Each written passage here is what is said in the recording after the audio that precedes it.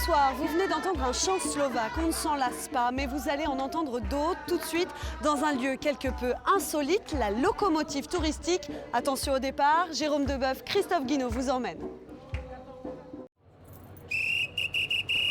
C'est parti pour 1h30 de voyage en train.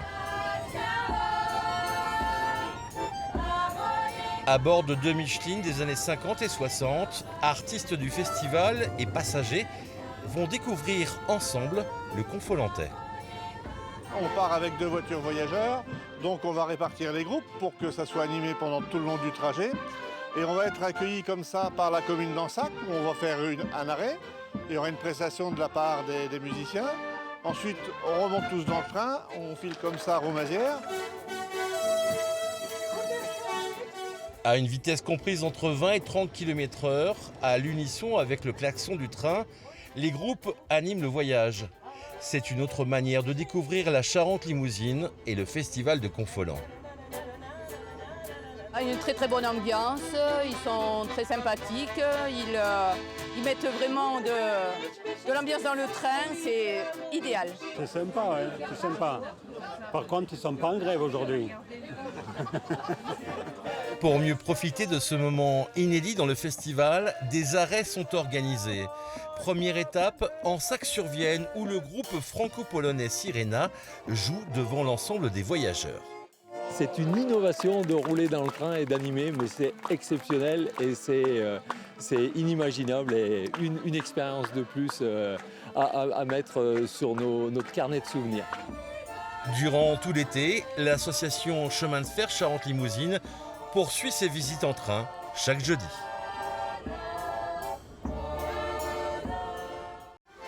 On quitte les sonorités d'ailleurs pour rencontrer un des chanteurs les plus populaires du moment. Le Limougeot Gauvin Serre a rempli la scène des Rivières hier soir. Très attaché à la ruralité, il n'était pas là par hasard, écoutez-le.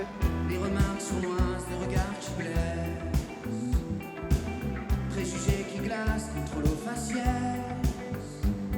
Chaque jour à la cafetière, le racisme ordinaire. Mais les petits ruisseaux font les grandes colères. Malgré tout ça. C'est quelque chose que j'ai envie de défendre, ouais, bien sûr. Maintenant, j'habite à Paris et j'ai écrit beaucoup de chansons sur Paris, mais j'essaye aussi d'écrire beaucoup de chansons sur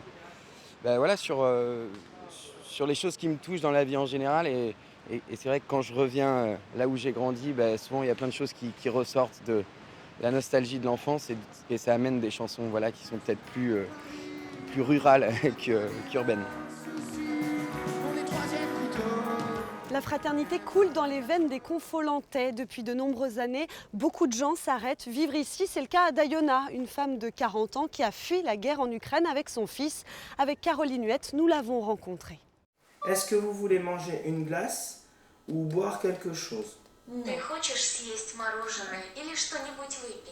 Leur quotidien, c'est autour du téléphone qu'ils le passent. Il fait office de traducteur entre Ayona, Gleb et Xavier.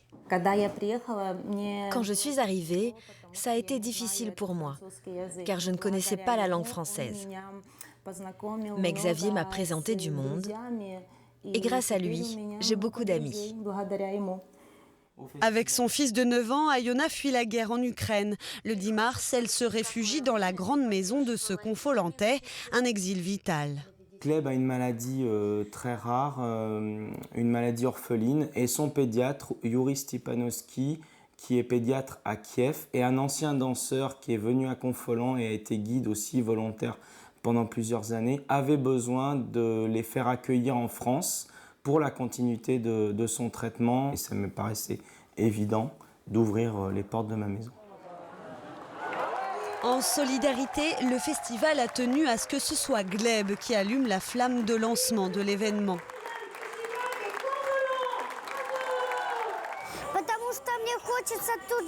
Je veux vivre ici et me faire de nouveaux amis. C'est pour ça que je suis content d'avoir chanté sur la scène du festival et d'avoir allumé la flamme.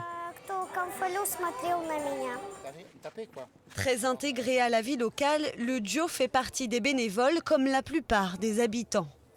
C'est chaud? Pas trop chaud. Je me suis attachée aux gens ici.